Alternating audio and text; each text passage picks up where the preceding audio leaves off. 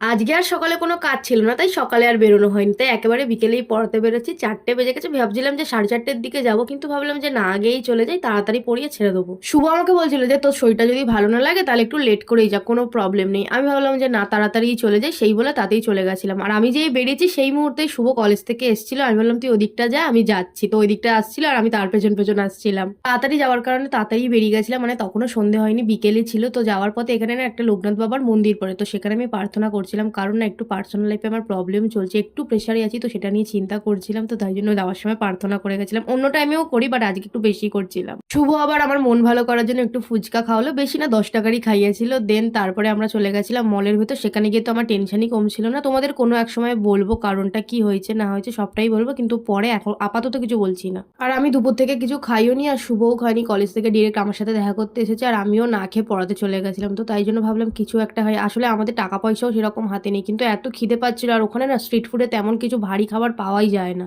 এই টুকটাকি মুখরোচক খাবারগুলো পাওয়া যায়। চাউমিন খেতে ইচ্ছা করছিল না, চাউমিনটা একটু ভারী খাবার, তাই খাইনি, এই টুকটাকি খেয়েছিলাম। শুভ তারপর আমাকে বাড়িতে ছাড়তে আসার, মা একটু মোচা রান্না করেছিল চিংড়ি মাছ দিয়ে, তাই ওকে পাঠিয়ে দিয়েছিল বাড়ির জন্য। টাটা।